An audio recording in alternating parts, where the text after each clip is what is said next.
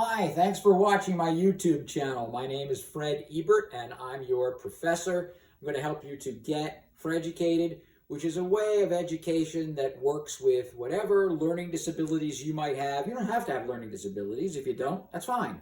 But I'm dyslexic, also have ADHD, and I've learned to maneuver my way around a world that was not designed for people with learning disabilities. So if you've got learning disabilities, don't listen to anybody that says that you're not smart or that you can't do it, because you're probably smarter than most people because you've had to figure out a way to maneuver in a world not designed for you. If you're home for COVID, not going to college, you're taking your college courses at home, then you're going to have take-home stuff and maybe you're going to want a little help from me. I won't do your work for you, but I won't let you hand in wrong work either. So whether you're in advanced physics or chemistry in college, or organic chemistry, calculus 2, 3, or 4, usually 2 or 4, vector calculus, and double and triple integrals around surfaces. If you recognize these two as part of your course, you're probably in the last calculus that there is. Differential equations, called diffie-qs. If you're in diffie-qs, I can really help you. I've taught many a child in the summertime to catch up on their differential equations, make up the course, or get ahead in it.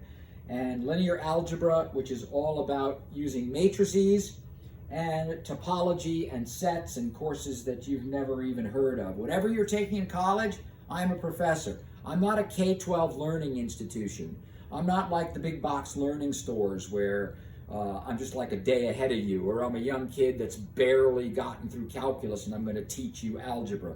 I don't do K-12, I do 9 through graduate school. So I have a student who is getting her doctorate at Harvard, and I teach her the math that is appropriate for a graduate student at an Ivy League university. So I'm teaching that kind of math, whatever physics, whatever chemistry you need. I'm your go-to science guy. No excuses. I've got the answers. And more than that, I know how to explain it to you so you will succeed. Maybe you're not in college. Maybe you're at home. You're in high school. Here is a typical physics problem, not too hard. It's a graph of velocity on the y-axis and time. And we went from 5 meters a second to 13 meters a second linearly. It's not to scale. I understand that if that's 5, 10, 15, it's probably not to scale. So there are many different ways to get the same result because we are not subjective. You're not writing an English paper and you fear your teacher may not like what you have to say. This is physics. Physics, math, chemistry. One right answer. Many ways to get there. Here I'm reminding you that the slope of a velocity curve, so rise is 13 minus 5, which is 8. Rise over run, which is 2. 8 over 2 is 4. So 4 meters per second squared is the acceleration, but I asked how far did the object move from 0 to 2. From here to here, how much space does this represent? Well, guess what? We'll learn it's the area under the curve. Maybe you want to use a big 4 equation. That means distance equals average rate. So that's different from 7th grade where it was distance equals rate times time. The rate was not changing. Distance equals average rate times time. This equation is true if the acceleration is constant, and the acceleration is the slope of the curve. So here, I take the two velocities, the start, v sub 0 start, and v sub final 13, add them together, 18, divide by 2, 9, and multiply by the time 2 to get 18 meters. That's how far the object went. Maybe you say, I don't want an equation. If I want the area, that's just a trapezoid. There's one base, there's the second base, add them together, 18, divide by 2, 9, multiply by the height, which is 2, 18 meters is the distance traveled by just saying it's a trapezoid and getting the area. Well, that's going to be the same answer because physics is objective. And I will teach you 3, 4, 5 different ways to do a problem until one of them clicks for you. Don't let a teacher tell you, my method's the only one that works. BS. Doesn't matter what method you use. As long as it's valid in math and science, you're gonna get a good grade. Freducation is about saving time. I'm gonna show you study methods where if you're spending this much time on math, this is a time axis, this much time on science in the blue, and other subjects are shown in red. I'm going to save you time in every one of them by teaching you how to study so that you're always learning and not just staring at the book or sticking it under your pillow hoping it will be absorbed when you sleep through osmosis. That's not going to happen. But I'll show you how to save a little bit of time in math, a little bit of time in science, and a little bit of time in your other subjects. And this is going to be your free time, the time you earned by being smart in the way you study, about 30%. If you invest half of that into your subject, you probably get an A in your subject. If you don't invest any of it back into your subject, but you play with your friends, do a sport, do 2 sports, decide to be the manager of the football team, or whatever it is that you want to do, or extracurricular activities that you want to build up. If you use all of that time, you're still going to get a B+, because my methods and listening to me and doing my practice is enough to get a B+. A little more effort for an A. This is how much time it takes to go from a C, like to stink, to suck, to get a B. If you want to get an A, it might be here, or it might be here to get an A. It's hard for me to say. It depends on the subject and how tough it is.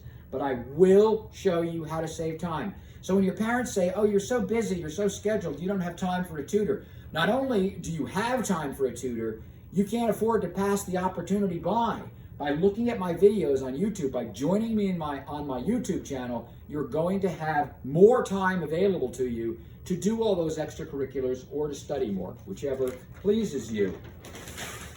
Here's a problem I did. It was just, maybe you have a take-home assignment for school, you don't want to hand in bad work.